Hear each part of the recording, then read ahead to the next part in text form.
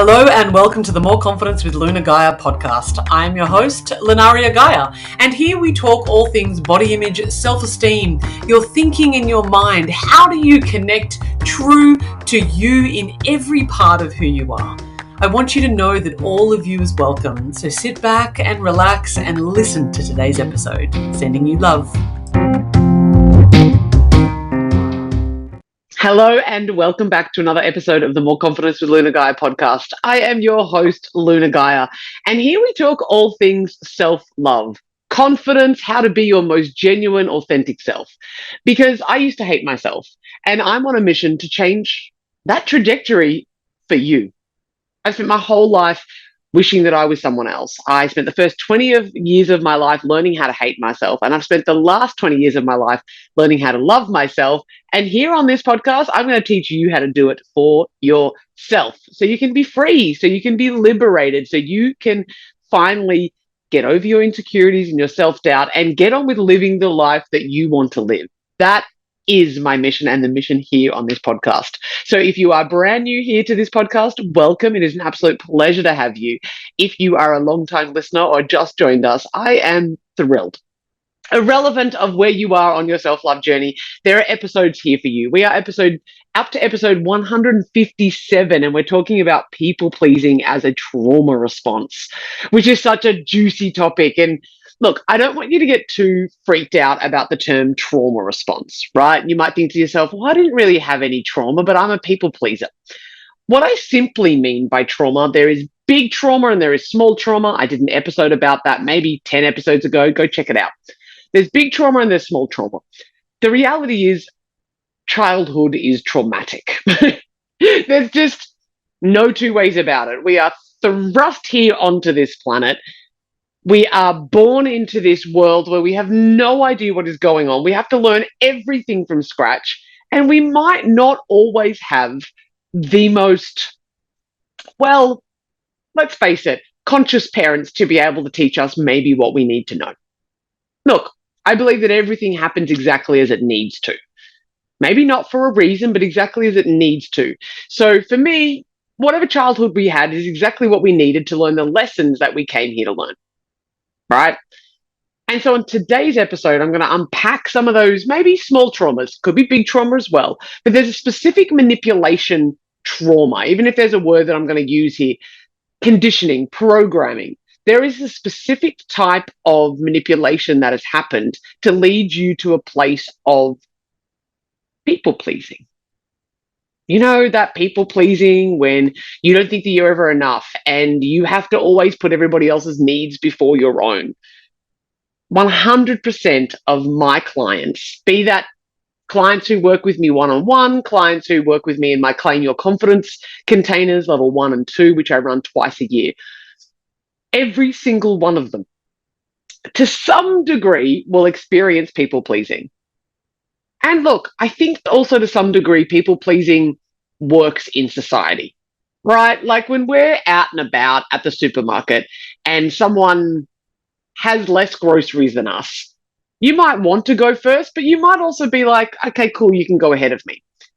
That is kindness. And even though people might think of it as people pleasing, the distinction here that I make around people pleasing is putting other people's needs ahead of your own to the detriment of yours, right? So that you making other people happy, even though it makes you unhappy. That's what people pleasing at its core is. As I said, I think that there is very small times in our life where people pleasing makes sense. You know, like you go visit your elderly grandma, even though she gives you the shits. Right? Maybe you go do that once a month because it makes an old woman happy. Maybe that's part of the deal. But if you are then at her beck and call every single day and it is taking away from the quality of your life, then maybe we need to look at what is actually happening here underneath the people pleasing. Look, I don't think that if you're listening to this episode, I don't think that any of you are sitting there going, I don't really know what people pleasing is. You're probably well aware that you people please a lot. Maybe not to the extent that you actually are. You're probably underrating how much you people please because you kind of just go, it's okay. It's not that much of a big deal. It doesn't really matter. I mean, I have the time anyway. Or, I'm not as busy as they are. You justify your people pleasing all the time, don't you? And I hope that right now you're having a little bit of a gulp kind of moment. You're having this deal of like, oh, maybe I do people please more than I think that I do.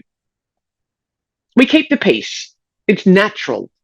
It's natural that you might want to keep the peace. You're an empath, right? You feel the world around you. So you are really highly attuned to people's emotions.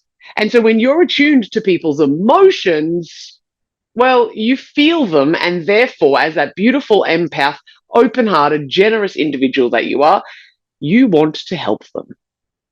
And you want to help them even though it might harm you. And it does, because it doesn't always necessarily harm you in the moment. But if you start doing things for other people often that you don't really want to do, you're disconnecting from yourself. You're moving away from yourself. You're not speaking up. You're keeping the peace. You're putting other people's needs before your own. And what that ends up doing is building, well, actually destroying your self-trust. How can you possibly trust yourself when you always put other people's needs ahead of your own? How can you trust yourself when you're constantly bulldozing over your own needs and your own desires and what you require in the world? That doesn't lend itself to a very beautiful relationship with you. And if you've ever hung out with me on any of my platforms, if you've read my book or attended my courses, come see me live, or followed me on social media or here on this podcast, I am here to help you build an amazing relationship with yourself. That's what this is all about, building a relationship with yourself. Now, all good relationships are based on, well, I would say trust. If you don't have trust in your relationships, it's pretty hard to have a good one. And so if we are putting our needs secondary, let's actually call it as it is, never, and putting everybody else's needs before our own, well, that reduces the trust, that breaks the trust, that crumbles, disintegrates the trust that we might have within ourselves. And then therefore the relationship with ourselves and the self-love and confidence that I know that you're looking for, which is why you're on this podcast, goes away as well. So if you really want to love yourself, if you really want to have the kind of confidence that allows you to be free, then we need to address this pretty large elephant in the room of this people pleasing. Because let's think what happens when you don't keep your promises to yourself. Just say you have plans, and your plans are to lie on the couch and read a book because you've got a couple of hours before you're picking up the kids and you just want some downtime, a bit of R&R, right? But someone calls you up and says, oh my God, I'm in a bit of a panic and this happened and right. And they're the kind of people who often call you when they're in a panic and they need you to come rescue them. They're like, I really need your help, please. And maybe it doesn't have to be done today. It's not necessarily something that's urgent. Think about it for a second. How do you react in that moment? You have plans. And they might say to you, oh, are you doing anything important? And you look at the couch longingly in your beautiful book that you haven't been able to sit down and read for months, if not years. And you think, oh, well, it's not really that important. Like, it's nothing pressing. It's nothing major, right? And so instead of you taking the R&R that you need, you go flitting off and rescue the other person who needs you. And in that moment, you break your promises to yourself. Imagine you're a child. Imagine that you're a beautiful kid who you've just promised you're going to take them to the park. And they've been excited about it all day and all week. They're like, yeah, we're going to go to the park. Finally, we're going to go to the park. We haven't gone to the park in forever. And I really now get to go to the park. And at the last minute, you say to them, I'm really sorry, something else has come up. And not just once, but on repeat. You've done that so many times to this little kid. How do they feel about you? They're heartbroken, right? They feel devastated about you. You break their heart every single time, and that's you. When we don't keep our promises, we lose trust. And when we lose trust, we lose confidence because now I don't believe you. And now I know it seems like I'm talking about someone else here, which is exactly how trust gets broken with other people. But it's actually how trust gets broken with yourself as well. And so I really want you to be aware of these consequences. The consequences of your people pleasing is not just that, like, you're a bit more tired, you're actually exhausted. It's not just that you're tired and you feel a little bit resentful for the people around you. All of those things are true, maybe a lot resentful, but you're actually damaging your relationship with yourself. Breathe that in for a moment. You are actually damaging your relationship with you.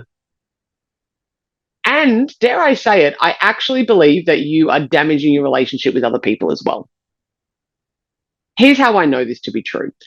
I was circling around a lover at one point in time when nothing had really happened yet, so I wouldn't call them a lover just yet. But we were flirting, we were spending a lot of time together, we were connected, we would touch a lot, we would hold hands walking down the street. Same sex, but both bisexual, so it makes sense that I would take those things to mean that we were in some kind of romantic relationship. And I had lots of conversations with them about that, and they're like, "Yeah, I'm your girlfriend." I'm like, "Cool, so we're together." You're like, "Yeah, of course we're together. You're my partner." All those conversations were happening. About 6 or 8 weeks. Now, we had never slept together. Like, we had shared a bed at night and cuddled and spooned. We'd never kissed on the lips, but we'd often kiss each other's body. Not sexually, but, certainly in that kind of way. We would cuddle on the couch, all this kind of stuff. 6 or 8 weeks into this, when I was like, cool, maybe our relationship is progressing. I knew we were taking it really slow from a sexual point of view, but our romantic intimacy was building, our emotional intimacy was building. And about 6 or 8 weeks, she started really contracting and pulling away. I was like, what's going on? Do you want to, what's happening? And she was confused and upset. And we talked about it. And effectively, she said to me, I just don't know what I want. And I said, do you want to go back to being platonic? Because that's what we were before. Do you want to go back to being that? She's like, I don't know. I just don't know what I want. Within 24 hours, I found out that everything that we'd been doing, from the cuddling and her sharing my bed with me, was because she wanted to keep the peace. She felt uncomfortable about kind of saying no to me. So she played along. She people pleased me. Now, I can practically hear everyone here going, what? That's awful. What a horrible thing to do. What a bitch. In that moment, my dear listeners here, I discovered that when we people please, we are harming other people. Because it was the very first time that I had that experience of what it was like to find out that somebody was only doing what they were doing from a sense of obligation, from a sense of people pleasing, that they wanted to keep me happy. They wanted to keep the peace. Think about how many times you do things that you don't want to do on repeat for the same family members or the same friends. How do you think it would be if they found out that you didn't actually want to be there? So you'd prefer to be somewhere else, but it was a sense of obligation regularly. Because of course there are times where maybe we need to help our elderly parents to the doctors, or potentially we need to, we'll give our brother a hand to move house. There's relative things that we don't want to do. But if we are regularly investing time and energy in people when we don't want to, really, and it's hurting us, when we actually need to now, well, I just missed out on the couch time for 2 hours to come help you, and that actually has hurt me and my family because now I'm cranky. Now I'm resentful. Now I'm even more tired. How might that feel? Maybe to people who are more selfish, maybe they care less. But you, my friend, have a massive heart. And so I want you to look at people pleasing from a different perspective. What it's like for the person that you are pleasing. Because you're not doing it from a space of kindness, dare I say. You're doing it because you can't deal with the discomfort of saying no. That's why you're doing it. You're not alone, and I'm here with you. I'm here with you wholeheartedly. When you're a child, you need to survive. Like 100%. When we are I'm talking maybe under 10. Now, that might seem a little bit young, but when we're a baby, when we're a toddler, we cannot survive alone. We 100% require the caregivers around us to give us attention in order to live. It's literally life and death when we are a child. If we do not get the attention, the love, and the praise from those adults around us, we know that we will die. Instinctually. We do not know it necessarily intellectually, but we know that there's a threat there, right? We are fully aware that there is a threat. We understand this wholeheartedly within ourselves, that we must stay alive. What's that got to do with people pleasing? Well, let's face this for a second. Just say you have parents who aren't particularly conscious, right? They're not self-aware. They haven't done a lot of inner work, just pretty well every single person on the planet. So chill, including yourself if you're a parent. But here you are doing the work, so good on you. Just say you have parents that just survived themselves. They just needed to get on with it. They just needed to do what they needed to do. Their love for you could have been conditional, right? Or the way that we perceived their love was conditional. If I'm a good girl, then I get love and praise. I get attention. When I do the behaviors that my parents want me to do, I get love, praise, and attention. If I do behaviors that they don't want me to do, or if I am something that they don't want me to be, then I will lose their love and praise. So I end up becoming what? A people pleaser. I end up fixing and molding myself to the needs and demands of the parent. So if our parents are often saying to us, good girl, good girl, good girl, or bad girl, you probably don't hear a lot of bad girl, but we say naughty girl, and I appreciate that we're teaching children how to behave. But the good girl idea, it doesn't say that was good behavior.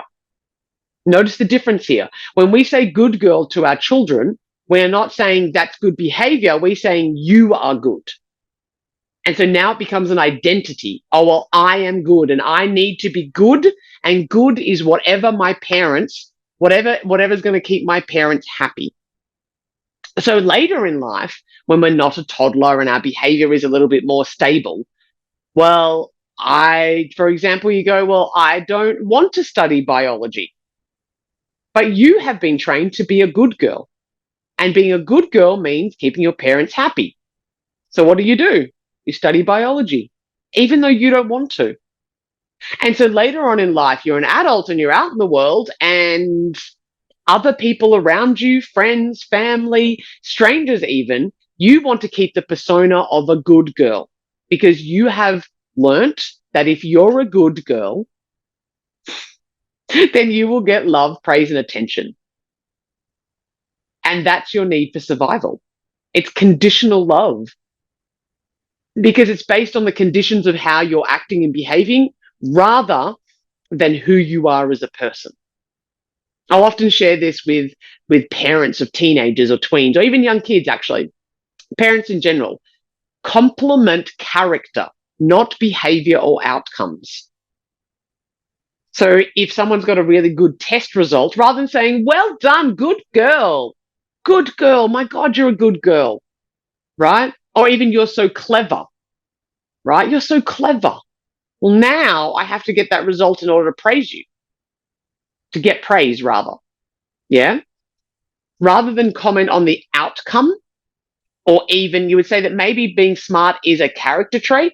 No, it's not. It's actually the behavior, right? Sorry. It's other way around.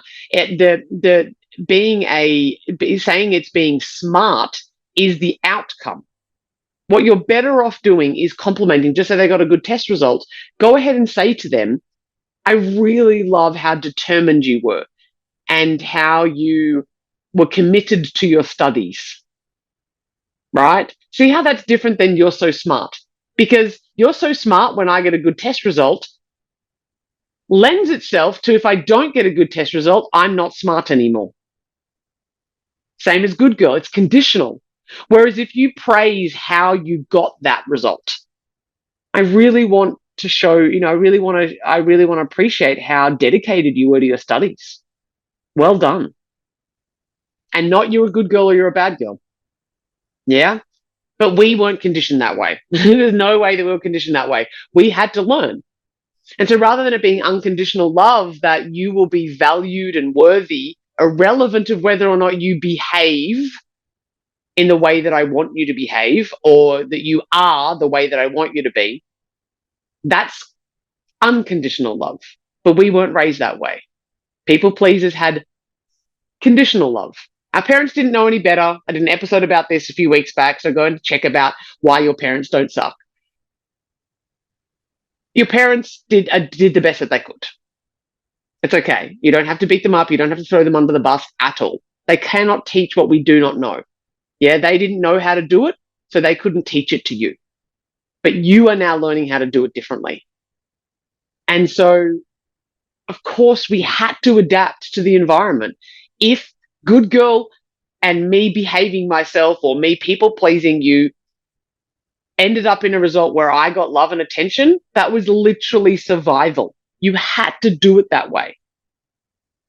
And that's why this work here of self-love and healing is so important, because you're going to keep running that pattern and that conditioning, that programming from your childhood that says, I need to make sure that everybody else's needs are happy.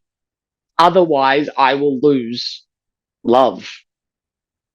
You might even find that you have a belief, a core belief. We uncovered this with a client of mine just yesterday. Their core belief that we uncovered, not consciously, but unconsciously, like deep down below, is that if she gives, she is praised and she's a good girl. She's 60, mind you. And if she takes, if she receives, in order to receive, she's a bad girl and she will lose love. We need love. So if you have a belief that you're a bad girl if you receive, every single time you go to sit on that couch and chill out, what are you going to do? You're going to reject it. You're going to deny it.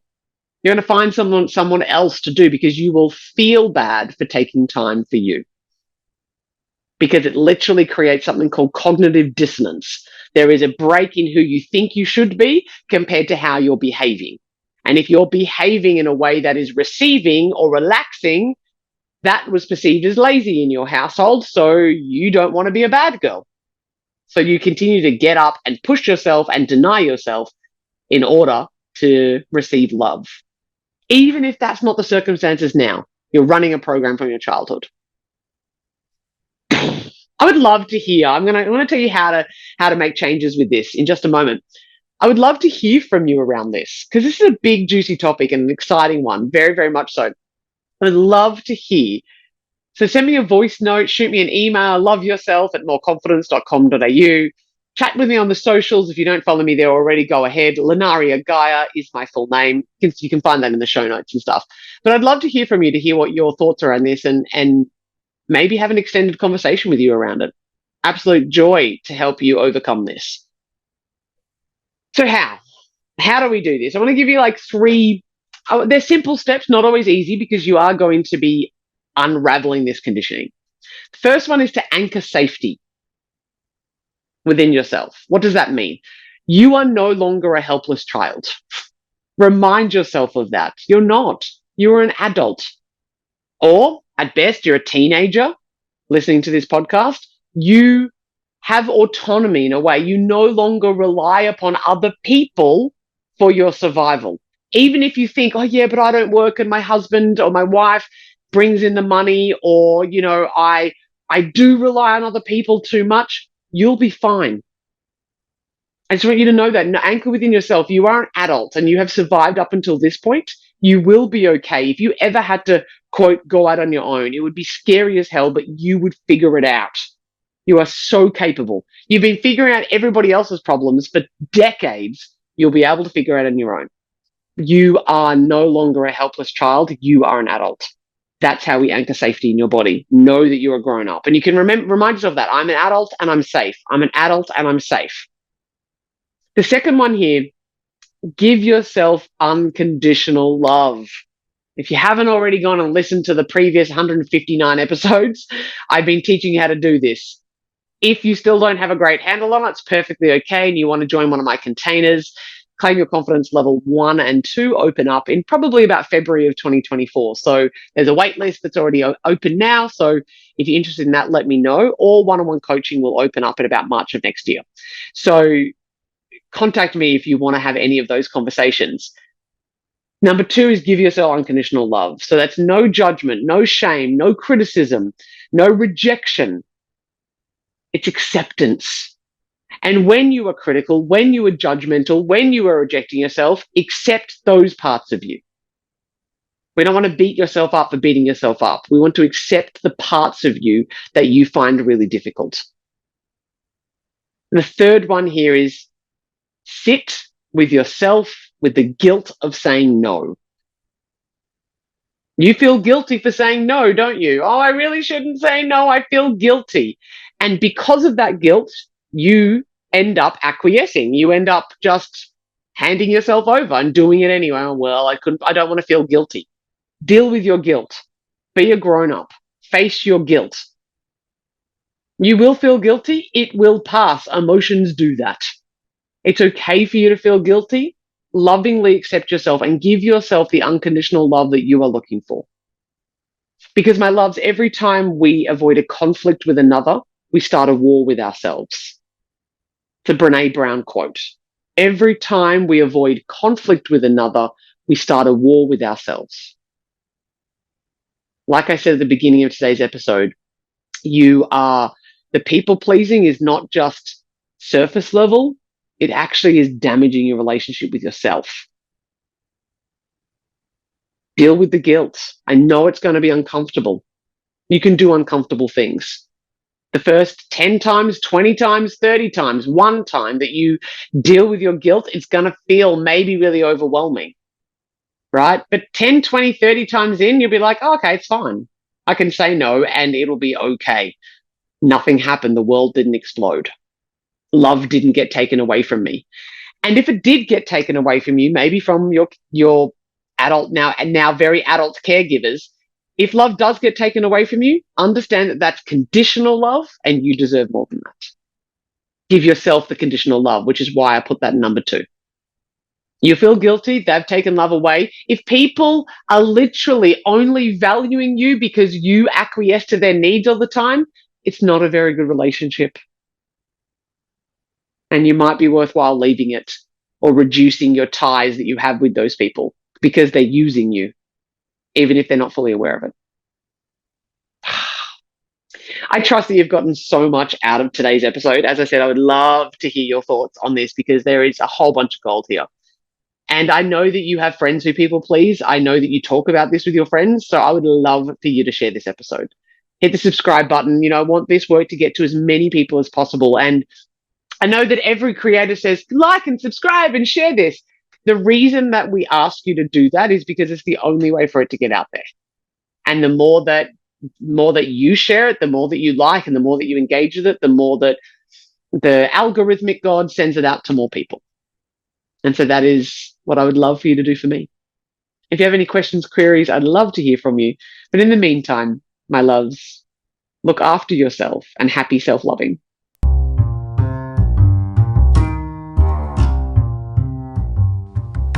Thank you so much for listening to the More Confidence with Luna Guy podcast. I hope you feel more confident, more self-assured, and ready to go tackle the world's problems and maybe kick ass in some of your dreams. If you haven't already, I would love for you to like and subscribe, follow, and maybe leave a review so that other people know how to find this awesome podcast too. If you're wanting to sink your teeth into something even more juicy, my #1 best-selling book, Perfectly Imperfect, Your Complete Guide to Loving Yourself and Loving Your Body, is now available on all good bookstore sites, both in print, digital, and I narrated it for Audible as well. If you think that coaching or maybe one of my courses is for you, why not head to www.moreconfidence.com.au and get in touch and see if we can talk.